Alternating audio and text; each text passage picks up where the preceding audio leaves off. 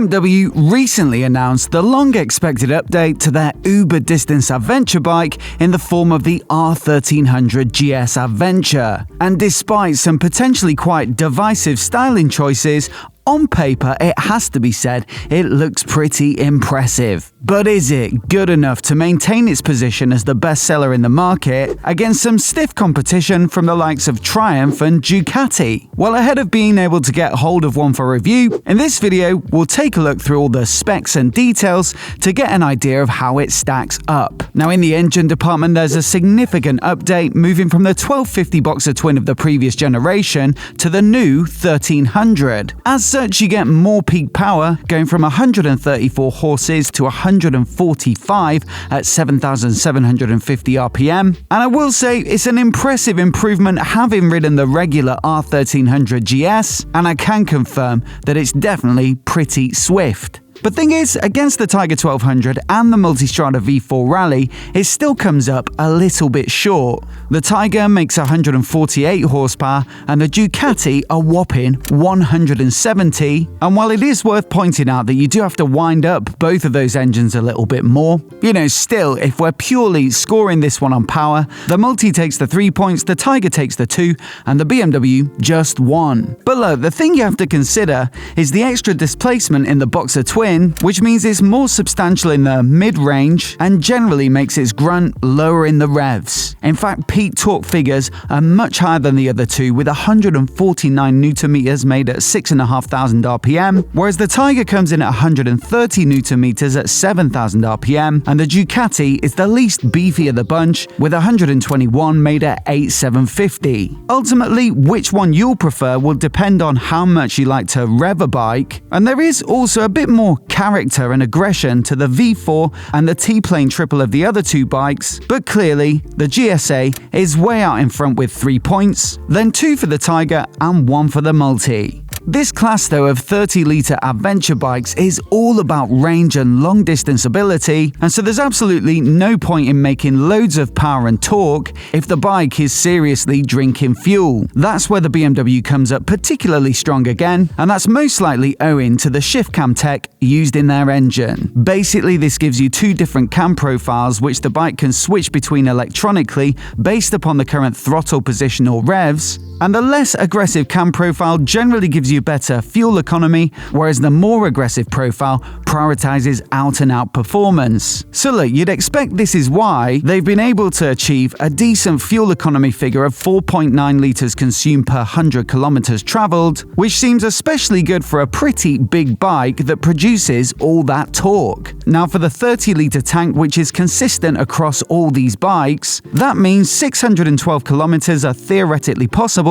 or 380 miles, although real-world riding will probably vary. Now, the Tiger is actually also pretty respectable with 5.1 litres per 100 kilometers, and that equates to 588 kilometers of range or 365 miles, so it's close enough, I'd say, for it not to be a major factor if you're choosing between these two. The Ducati, though, perhaps suffers from putting that revvy, powerful V4 in an adventure tourer with a much more thirsty 6.6 litres consumed per 100 kilometers. Now, that's just 454 kilometers or 282 miles of range, and while that is still a lot by comparison to other bikes with more typical tank sizes, it's also still a lot less than the other two bikes, and so 3 points here again go to the GS, 2 for the Tiger, and 1 for the Multi. As for the chassis specs, well, this is a really tricky one to quantify from looking at the spec sheet, but here are a few key differences to consider. The GS is the heaviest of the bunch at 269 kilograms,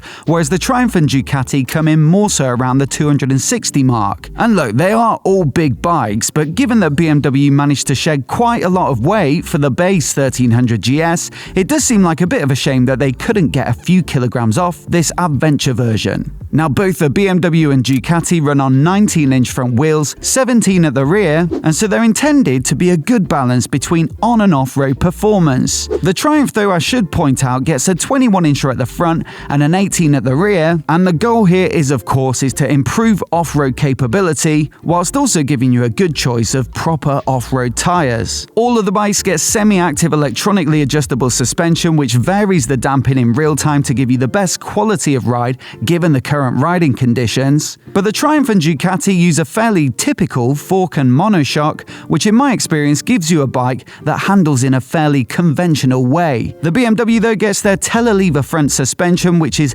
naturally resistant to dive under braking, and it also gets their latest and greatest DSA system, or dynamic suspension adjustment, which can not only vary the damping but also spring rate with another reservoir that can open or close based upon the current behavior of the shocks at each end. That should give you a greater range of adjustability, which is especially important for bikes that could be carrying a passenger and/or luggage. But look, basically from riding the base R1300GS back to back with the Tiger 1200 Rally Pro this year, I'd say the GS is the more comfortable and stable feeling, whereas the Tiger and Multistrada are going to feel a little more sporty and exciting. Almost certainly we'll find similar handling traits when I get to ride a 1300 GS Adventure, but given that this category is so much about feel rather than numbers, I'll call it evens for now. Now, before we get on to the next category, I'd just like to give a huge thanks to today's video sponsor,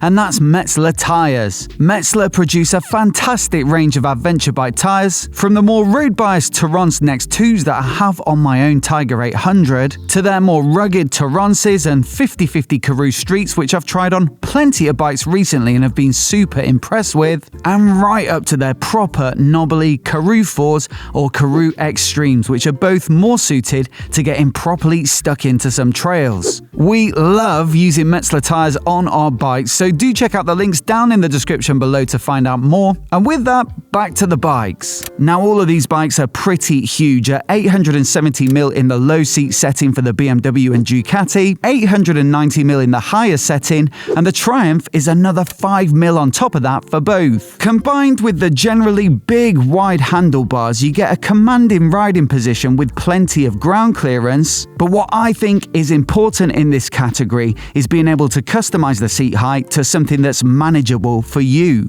especially considering you could be loaded up with a passenger and full luggage, and so you'll probably want to get your feet pretty planted at a stop. Now, the Tiger 1200 is potentially the least accommodating of the bunch, because although there is a 20mm low seat accessory and the option to lower the shock by 20mm electronically, there's no general suspension lowering kit, and so the lowest you can theoretically go with both features is 835mm. The Multistrada V4 has a whole bunch of different seats and suspension combinations, but the lowest of all, they say, will give you a seat height of 805mm, which is pretty impressive for such a big bike. I'd also say the number of different levels and also the option to go even higher with a high seat accessory should mean there's something for everyone. But the GS is again the leader in this category, with a combination of adaptive ride height, low suspension and low seats, and so at a standstill, if you can afford to spec all of those up, you can actually get right down to 790mm. So with similar levels of granularity to the Ducati with the seat heights, plus how impressed I was with the adaptive ride height system on the regular R1300GS, I've got to go 3 points here again,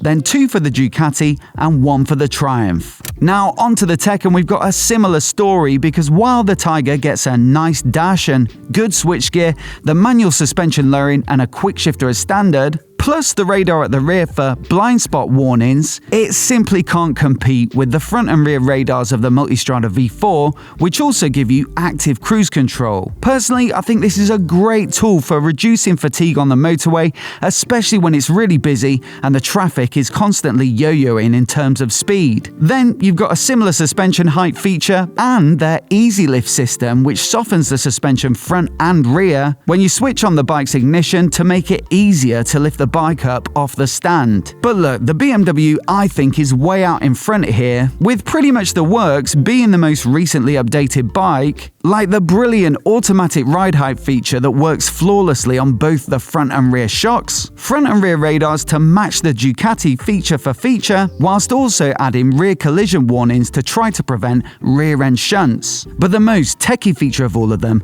is the option to spec it with their new ASA or automated shift assistant, which gets rid of the clutch by replacing it with an electronic actuator, and then also has an actuator on the gearbox to make the shifts on your behalf. You can also run it in a manual mode by selecting the gears with the buttons on the switchgear, but of these three bikes, it's the only one that you have the option of running clutchlessly and also as an automatic. So again, 3 for the BMW, 2 for the Ducati, and 1 for the Triumph. But look, we have to talk about the styling, and while it might not matter at all to some riders thinking about buying their next bike, to others, it's a huge factor, and I think I'd include myself in that. The GS Adventure has really gone bold with this very boxy look, and it's certainly split opinion from what I can see in the comments of our videos. For that reason, I think I'm going to have to give it 1 point, whereas the Multi and the Tiger, on the other hand, I think are broadly quite nice looking bikes. The Ducati is perhaps a little more curvy and sporty looking, whereas the Tiger looks more like it's been chiseled from a piece of rock with a more robust, adventure appropriate aesthetic. Which I prefer probably depends on how I'm feeling that day,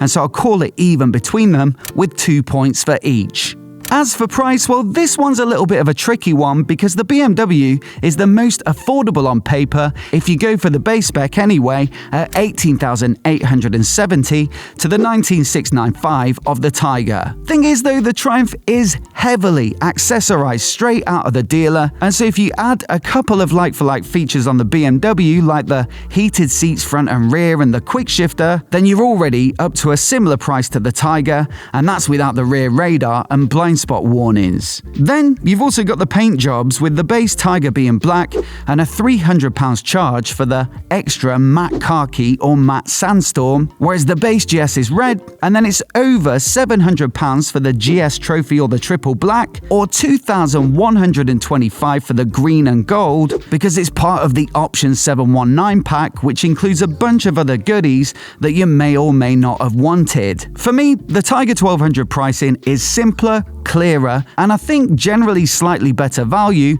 and so we'll go for 3 points there. Then it's 2 for the GS Adventure, and I think it's fair to say 1 for the Ducati at $23,590. And even if you really start to accessorize the GS Adventure, it's hard to get it right up to that price. Totaling up the scores then, that puts the Multistrada V4 in third, with it scoring really well on power, but also struggling with torque, range, and price. The Tiger 1200 pips it to second with a lot of 2s across the board, but it has to be said, it does look comparatively a little light on tech, and also with the seat height options. The GS though is easily top of my bunch, although it is, to be fair, slightly arbitrary, this scoring system. But with 16 points in total, it looks like it's going to be a strong performer, and the only categories it really struggled with would be the Marmite Lux and the out-and-out peak Revy Power. As always though, I'd love to know which bike you choose, so do let me know down in the comments below, and I'll also put on the screen now my review of the regular R1300GS, so you can give it a click and give it a watch in case you haven't already. Do hit subscribe as well if you want to see more of the latest motorcycle head-to-heads like this right here on YouTube, and massive thanks for watching today, and we'll catch you in the next video.